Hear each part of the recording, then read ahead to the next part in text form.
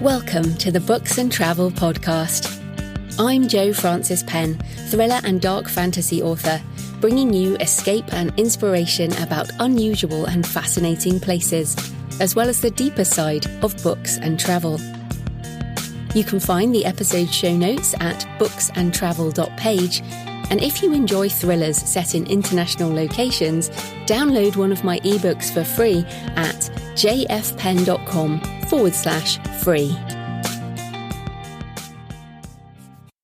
Hello travellers, I'm Jo Frances Penn, and in today's show I'm talking to Toby Neal about a midlife journey through the national parks of the USA. But it's much more than just some of the places to visit.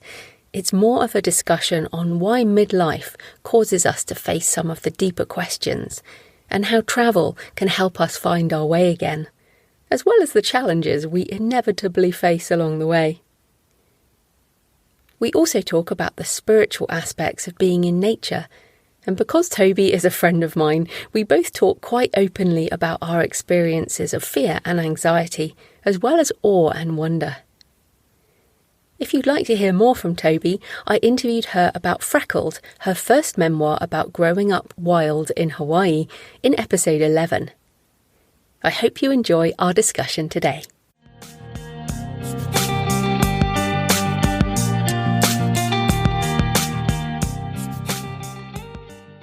Toby Neal is an award-winning USA Today best-selling author of mysteries, thrillers and romance, as well as travel memoir under T.W. Neal. She's also a mental health therapist, and today we're talking about Open Road, a midlife memoir of travel through the national parks of the USA. Welcome back to the show, Toby. So good to be talking with you again, Joanna. Thank you. Oh, no, I'm very excited. And our last show, we talked about Hawaii. And today we're on the open road, which is very exciting. But before we get into the national parks, I want to dive straight in and ask you, because you open the book with a sort of discussion of midlife, and the book title includes the word midlife. So what is it about midlife that made you want to escape and go on the road? Because I certainly feel this need quite often at the moment as I go through this myself. Well, I can tell you that the subtitle is a midlife memoir of travel through the national parks. And I felt that it was tough to follow up my first memoir, Freckled. I needed a reason and a framework to talk about how I had reached midlife. And the biggest thing that was happening was that my initial quest to have a normal, quote, quote, life had resulted in a physical breakdown by the time I was 50. And I talk about that moment in a doctor's office, laying on my back when I was having this physical assessment, and looked over and saw this calendar of the national parks of the United States. And it was a picture of Bryce Canyon, which is very iconic. And I had this moment of just intense longing to not only be somewhere else than where I was physically, but where I was physically, if you know what I mean, on the two levels of taking my body somewhere and getting a different body back, the body that I had given up in my quest for normal middle-class life, 12 years of achieving all my degrees and working 3 jobs and finally owning our home and achieving all the things that I wanted to as a child who grew up with an unstable home and in poverty. So it was this reckoning point where I could continue going down the road I was, and I knew that my life would be shortened and impacted, or I could live a more risky life and try to fulfill dreams. And some of them were going to be about having physical experiences, like witnessing Bryce Canyon with my own eyes. And do you think that there's something about moving and something about travel that helps us deal with these difficult times. Like personally, I'm at that point in my midlife where I'm waking up at sort of 2 a.m. and just thinking, I just want to escape. I want to be moving. Mm-hmm. I want to be Mm-hmm. somewhere else. And somehow it Mm-hmm. feels like that experience might help us shift. I mean, maybe it just breaks the pattern of our daily Mm-hmm. life. Is that Mm-hmm. kind of what you were after? That's exactly it. You put your finger on it perfectly. That travel is a metaphor. It's a metaphor for where we want to be emotionally, with our physical body, and spiritually, and mentally. While you're traveling, you're completely absorbed in that. And I know you mentioned doing some long hikes yourself, and I wrote about that in Open Road, that some of the long hikes we took, where you enter this sort of Zen-like place where there is nothing but the trail and the breath and the steps and the being in this moment. And I feel like modern life robs us of that. It's so heady, it's so distracted, it's so filled with voices and pulling different obligations. And there's a part of us that, especially as we enter a time of really seeing that we are mortal, and there's no escaping that little cliff that we're all going to drop off at some point, that we know we want to have fully lived, fully lived, and take that step with no regrets. So I think, to me, that's what travel calls to the most, is what we've lived long enough to know that we can't take it with us when we go. All we can take is our memories and our experiences and the connections we made with people. And that's what travel is about.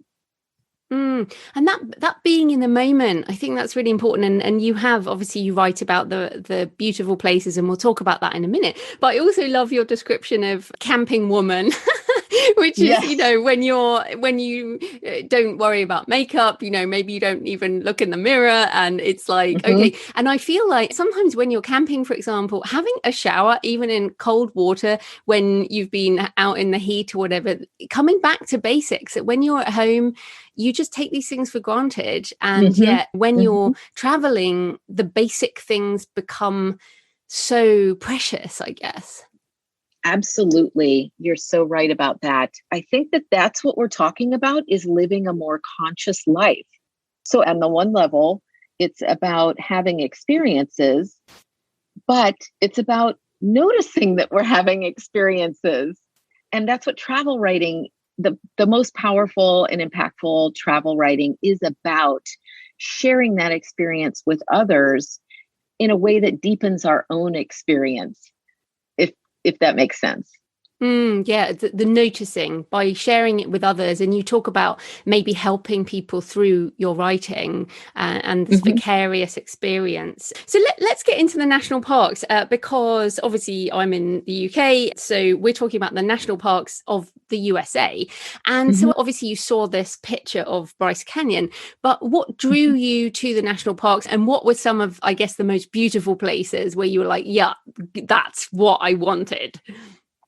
Well, I couldn't talk about that without mentioning that I lived on the side of Haleakala, which is one of the jewels in the crown of our national parks. And Haleakala on Maui is a absolutely gorgeous volcanic setting at the top of a mountain, 10,000 feet up. And I had lived there for 20 years, Joanna, and never gone into the canyon, never done anything but stand at the rim and take a picture, never. And I felt like I could not embark on some other journey without exploring the national park that I lived literally 2 miles from the edge of it, So that's how the book starts, is our very first heavy duty hike. And of course, my husband and I are in terrible shape at that point. I'm 30 pounds overweight, and he just had a shoulder replacement, and I've got a tricky hip and a bad back, and we're carrying 30-pound packs down a 6-mile trek in deep sand. And this is just foolhardy on the one level. And on the other level, as I went on to experience, not only did that hike inspire a suspense book, which I wrote as a result of this encounter we had with these crazy hikers where we were double booked in this cabin and there's absolutely no communication, no way to resolve the problem. And they were getting quite aggressive and we were there first. And then I realized this is the perfect setup for another kind of like crime level, novel. And I ended up writing a book that was inspired by the hike. But it wasn't just that. It was that when we stay on the easy trail, when we just look out the vista and take a picture like a million tourists before, yes, that's better than nothing. But when we put on our pack and get down into the place where it's really uncomfortable, you're going to have these rewards that are just priceless. They're incredible. And something in me as I get older just keeps wanting more of that, not less of it. Yeah, I think the healing aspect of nature is so important. And in fact, my husband and I, we have this kind of rule that if you want to get away from the crowd, you just need to go more than 500 meters from food. That's so good. I'm going to tell my husband that one because it's absolutely what we experience in the national parks too. It's like wherever the kiosk is for food, that's where you re-enter the human race. Yeah, exactly. And if you want to get away, you don't have to get that far. You just have to get further away, so you can't just grab a snack. But let's coming back to the various national parks. Obviously, you visited quite a lot, and I know you've got another trip. But were there just some that really stand out in your mind, or any particular moments where anything that stands out in your mind? I have to say that Zion National Park in Utah turned out to be our favorite. And the reason being, it was so immediate. So when you're going to a bunch of national parks, you notice that some of them can only be fully appreciated by deep hiking or riding a horse like Bryce. You have those beautiful views from on top of the canyon. But if you're going to have anything more than that, you have to do a really steep and rather unpleasant deep hike into the canyon or take a horse, which we ended up doing. And then you're pretty much done. It's there, it's over. It's not big. Zion, the whole park is designed as an experience. So I talk about that in the book, that it was built in the 1930s as part of after the Depression in the United States as part of a work project to get people to work. But there was some really fantastic architects that helped design the route through the park and then built items in the park. And I talk about the female architect, Mary Coulter, who I was completely unaware of until I saw the structures that she designed. And they were so forward thinking that when I went into, for instance, the Watchtower, I'm jumping to the national park, but she also, I got off track and went to a different national park in my mind. I'm talking about the Grand Canyon now, but this element of architectural wonder, this marriage of human manifestation around a natural wonder, it's captured in certain parks really well, and they're super accessible to all levels of fitness. So Zion is one such park. So is Yosemite in California. Again, there's a reason why they're very well trafficked and crowded at different times of the year. The trick is to go in the off season. So our favorite time is September, October. The children are back in school, things are cooling off, and the crowds are not as intense. We went back to Zion twice because the time that we had spent there wasn't enough. And another one that I'd like to go to again is Glacier National Park in Montana. It's full of different features. So that's what draws me to certain parks more than others. They don't just have one feature like Bryce, where it's a stunning view and this one canyon with the hoodoos. And that's pretty much it.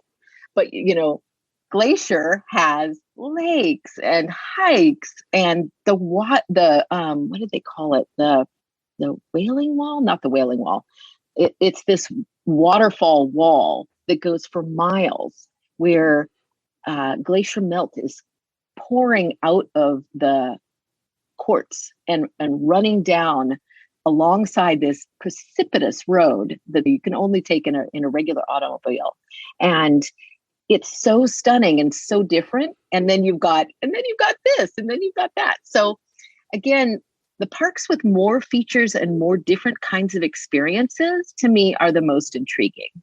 Yeah, that variety I think is really interesting. And then I wanted to ask you about the spiritual aspects. And I've definitely had some what I would call spiritual moments being out in nature, often alone. And it's so fascinating because in Freckle, in the first book, you talk about how you met your husband on a Christian camp, and you were a Christian couple, and you were, I guess, quite religious at a point. And yet in this book, you're talking more about a spirituality in nature. So what was the spiritual aspect of the journey, and how has that changed over time?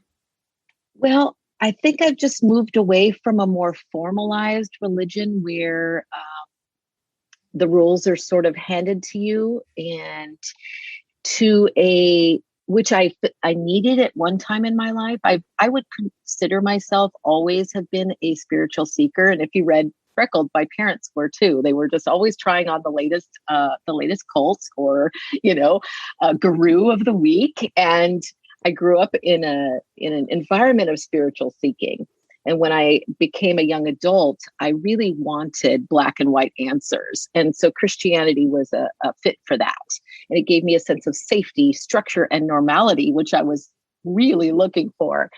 As I matured, again, as we get into midlife, everything that you might have made assumptions about in your earlier life, you come to question and take out and look at, is this serving me? Is this a fit anymore? And we actually went all the way to going to a Christian college and serving as a pastor and family in a church, and very much building our lives around that community, to eventually we've both broken away from that, not in any kind of angry way, but in more of this just isn't really a fit for us anymore. We feel spiritually renewed in nature, and we feel just as close to God there. And in Open Road, I had a completely unexpected, very out of the box spiritual encounter at a place called Emerald Pools in Zion, where I don't know. You just have to read the book to see, because it's too hard to put into words even now. Yeah, I call it a place where the veil is thin, and yes. I often recount these things in my novels as sort of memories in my character, whatever. But a place where you just feel like something more spiritual is going on in this place, and you are not alone in this place, and something about it, like someone else could be there and not feel the same thing. I think there's almost you have to be in the right state. The world you're in has to be in the right state, and natural beauty does play a part, I think, in that. Yes. It feels like entering where time is very, very thin, the separation between the past and the present. The sense of culture is very thin, where in that moment I had words in Hawaiian to pray, and I'm white, although I'm a third generation person who grew up in Hawaii and had internalized Hawaiian to a level that I didn't even know. But I was with these other cultures that were the Native Americans that were there long before us, and their spirits are still suffusing certain areas. So that all sounds sort of woo-woo, but I think everyone knows what I mean when I'm saying that there are certain places that surpass all known boundaries, and we can, when just a moment in time, it's like a little portal, and maybe just for that day and that moment it was open and you saw in for a second, and then another time it wouldn't be the same at all. Yeah, it's funny, as you were talking there, I was trying to put my finger on it. And have you read How to Change Your Mind by Michael Pollan? No. It's about psychedelics, and I know you come from a hippie background, this is more psychedelics for mental health and things like this. And they talk about using psychedelics in fear of death when people are dying and they have terminal illness, and that some people on using particular natural drugs reach a point where they feel at one with the world, and they're not afraid. They're not afraid of death anymore, and that and as you say, that sense of time disappears, the sense of you being separate disappears, Mm-hmm. and you actually Mm-hmm. feel like, okay, life goes on, but in a much more holistic way. And again, getting Mm-hmm. woo woo for people listening, but I feel Mm-hmm. like this is so important. And one of the Mm-hmm. reasons I love the book, and I mentioned to you, I talked to Ginny Reddy about Wonderland, and Mm-hmm. I think about this all the time. And you can't chase these experiences because they don't happen on Right. demand, but when they No. do happen, they stick in your memory so much. Yes, absolutely. And they can become something that you can hang your hat on, even if you have a hard time defining what it was or how it fits into a known schema. In mental health, we call it schemas, when we have a framework that we've developed around how we understand and interpret life. And as a former therapist, I'm always one of the key things to therapy and helping people is helping them change beliefs that are no longer serving them. We internalize beliefs because they helped us at one point in our life. But midlife, to me, is such a key time because it's about assessing all of those schemas and saying, which ones no longer fit, or has my life experience borne out this assumption, and we test and try and look at things. And again, that process of hiking, that process of traveling, or even as I like to ride along in a car and gaze out the window, and there's this flow of thought that's happening. It's a constant assessing of what is still true for me and what can I do to set my life up to be the most meaningful and enjoyable for the time I have left, because we truly do reach this point where we're like, oh, we're not immortal. We've all had enough experiences that we know, oh, the clock is ticking. Yeah, no, absolutely. Coming back to the body and the physical side, obviously you've said you have some health issues. You say in the book you and your husband are middle-aged, semi-fit art and nature lovers. And it's like, I think sometimes when people say, oh, the national parks, and they think you have to be some super fit, skinny hiker or like really muscly hiker and used to doing all this stuff.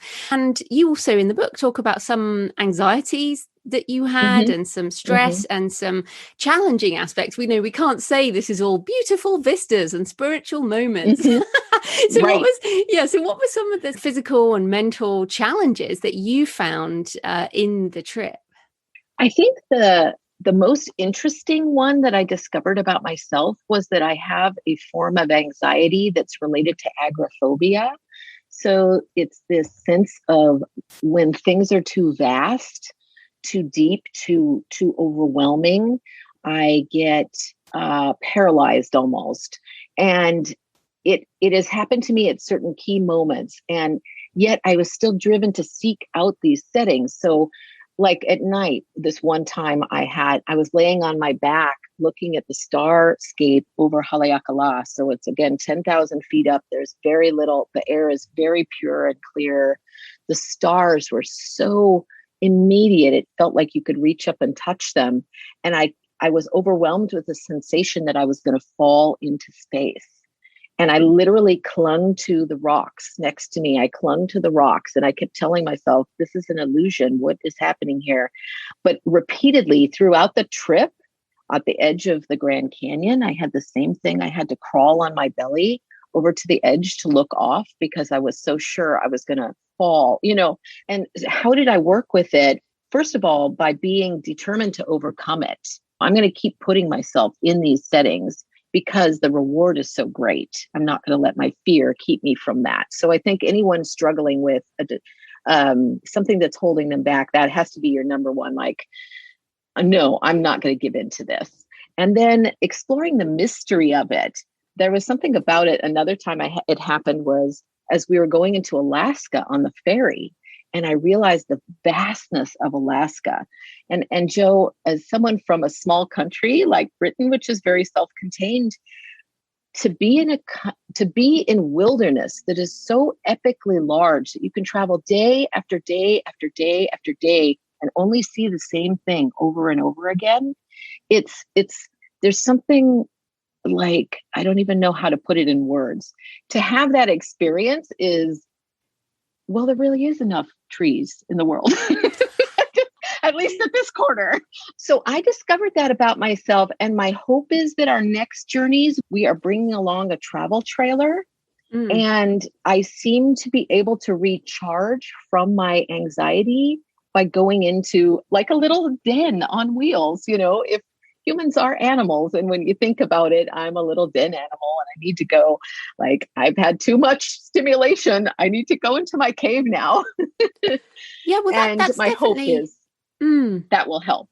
Well, that's definitely, part of being an introvert, as well as the sort of overstimulation is very, very tiring. Hmm. And when you are on a huge vista and you're looking around and there's so much of it. And I traveled in Australia, so I know that sort of That massive, feeling, that yes. space feeling, but I don't Hmm. have the same anxiety as you. In Hmm. fact, as you were talking there, I have a kind of different one, which is I'm scared to go close to the edge because I think I might jump off. Wow. I know, Wow. which is a really weird thing. And I have this thing where I won't drive at night because I have a compulsion about driving into headlights. Yeah, And that's I wrote, very, very yeah, interesting. I That's knew very interesting. Very good. exactly. Oh, fuel for digging in and finding what is behind that. I did write It's about that in my book Delirium, and I find it an interesting behavior that I control hmm by being careful. And it's not because I have yep, a death wish. I'm very happy with my life, but it's interesting how we have to feel the feelings, like about the edge of the yes. canyon, which is a very human feeling, not to want to go to the edge of the canyon, but then also understand why. And yeah, so that is fascinating. And what about, like, you talked there about the trailer? I also wonder about this idea of comfort zone. And like, sometimes I think you wrote about this particular Hawaiian snack that you had at Hmm. one point, and you were Hmm. so anxious, and having the snack just made you feel comforted. And sometimes you Hmm. just need to do that. And you said, I Hmm. understand why Americans have McDonald's overseas.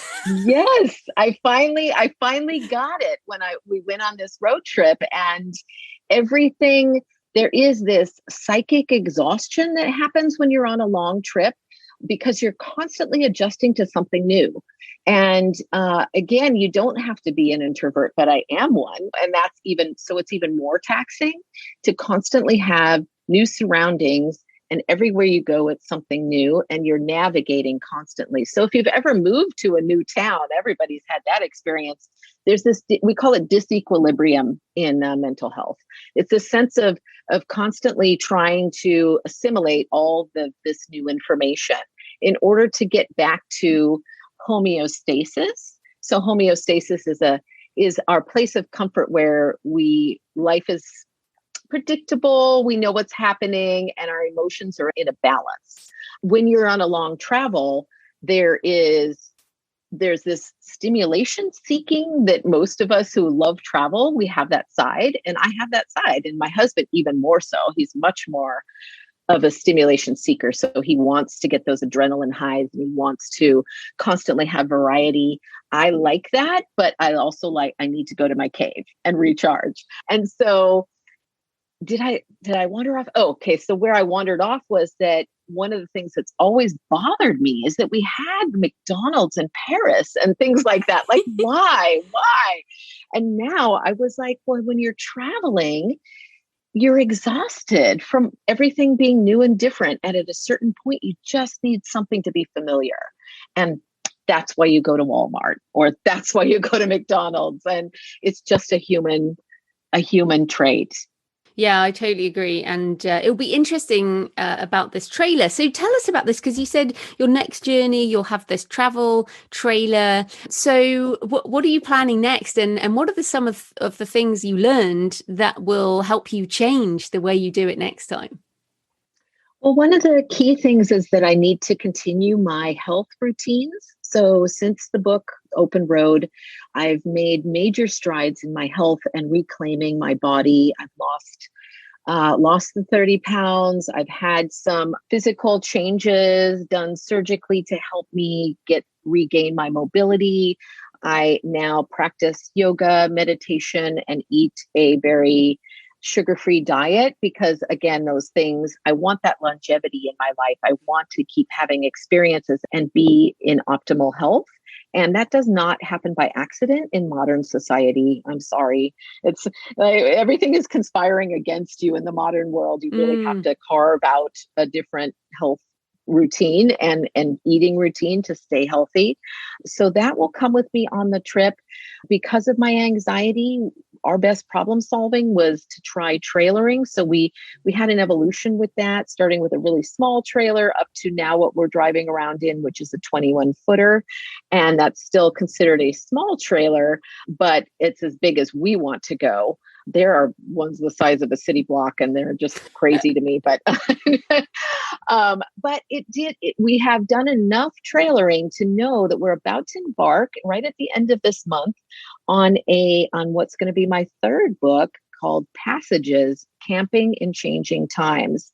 And I plan to encompass what it's, climate change, what's been happening to the world through COVID, and also what it's like to live on the road for an extended period. We're going from 4 to 6 months. And we're not just doing national parks. We're exploring the off the beaten track, what they call the blue roads and back roads of the United States. And I'm really looking forward to writing about that. So I'm doing a newsletter along the way on the platform Substack, and it's called Passages. You can look it up if you're interested in following along. There's a free subscription there.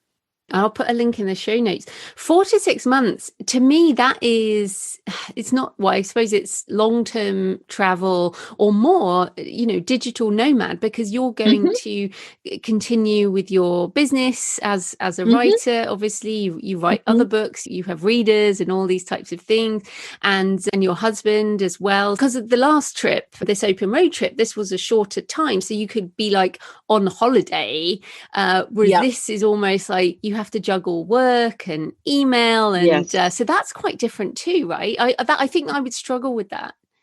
Yeah, we've set up as many systems as we could that were automated. All of our bills, we've rented our house to minimize the overhead.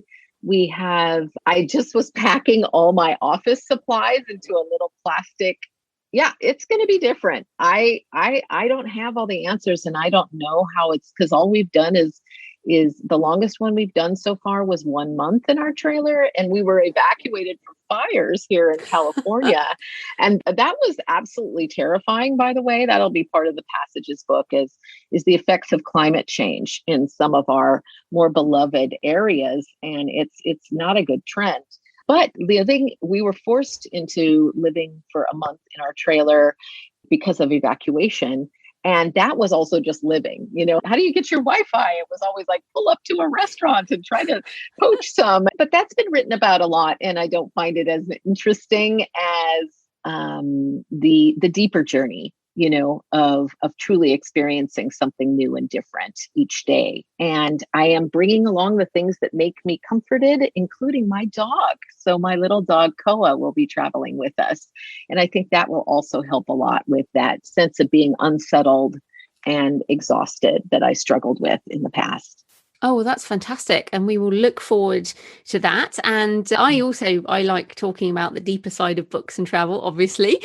So apart from your own books, what are some travel memoirs or books about the USA that you recommend? And we have recommended books on Hawaii that we talked about last time. So do you have some more?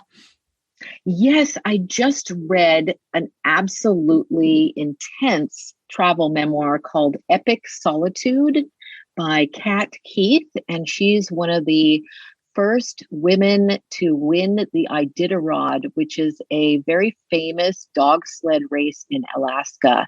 And prior to that, she hiked the Pacific Crest Trail, and she was just this woman who was born to try to overcome challenges. And this book is so filled with heart and emotion, and it just wrung tears out of me, and I was just in chills the whole time. So I can't say enough good things about Epic Solitude if you are drawn to adventure travel memoirs.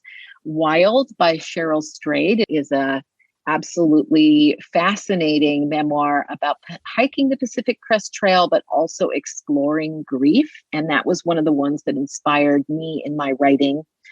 A Walk in the Woods by Bill Bryson is a more hilarious, funny hiking national parks book by a well-known writer. And I really like lately Barry Lopez's writing. Oh, I love his writing. He is so lyrical and so deep. And his personal memoir about this life has also inspired me.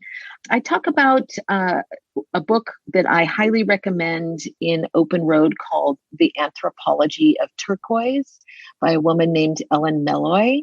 And she was, when I read this, and I read it on the road trip, and I talk about the experience of reading this book that was just like so well written that it made me stop. You know, when you read a line and you just stare into space and you go, holy smokes, that's art. This was this woman's writing. And I eagerly got to the end of the book to find out more about her because I felt so connected with her, and discovered that she had died suddenly of a heart attack soon after the publication of the book. And I grieved with tears.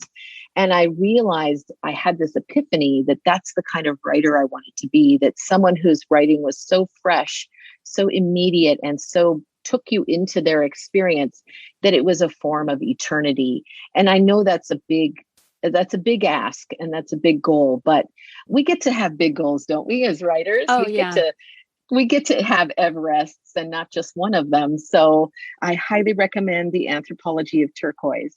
And also the Best Travel Writing in the USA anthology comes out every year. I'm reading the 2019 one right now. So it's called Best Travel Writing. You can just plug that in. And there's one every year, and they're pulled out of paid subscription magazines like the New Yorker and National Geographic. And it's an anthology of shorter pieces, and it will totally whet your appetite for places all over the world, because it's not just the United States, but many wonderful settings. Oh no, there's some great ones there. There's always a problem. I always go away and order more books, and I'm surrounded by travel books. It's a way to travel when you can't travel. Oh, absolutely. Goodness me. And I guess you'll be doing a lot of e-reading in your trailer, because you won't have any room for lots of physical books. But it's true. Yeah, that's fantastic. So where can people find you and your books online, and also your husband Mike's gorgeous photographs, which I know you also have a link to? Yeah, tobyneal.net is my website, and I've got all my fiction stuff and the memoirs there. And on the website page for Open Road, if you look for that, there is a link to Mike. A lot of the stories in the book are the stories of us trying to get the shot, because my husband's a photographer, and getting the shot, quote, it's like I likened it to being married to a hunter who needs to get that piece of big game with his camera in every setting. And so it didn't seem right to just talk about the experience of getting the photos without having some way for people to see the photos. But when we tried to print them in the print book, they just didn't translate well at all in black and white, these little thumbnails. So we created a $15 magazine with quotes that you can see the gorgeous full-size photos, and also a calendar, which is a practical way. And that's my original inspiration for the trip, was a calendar. So now we have our own calendar of Mike's photography, and those links are there too for people who love photos. Fantastic. Well, thanks so much for your time, Toby. That was great. I totally enjoyed sharing my love of travel and books. Thanks for joining me today on the Books and Travel podcast. I hope you found a moment of escape. You can find the episode show notes at booksandtravel.page. And if you enjoy thrillers set in international locations, download one of my books for free at jfpen.com/free. Happy travels until next time.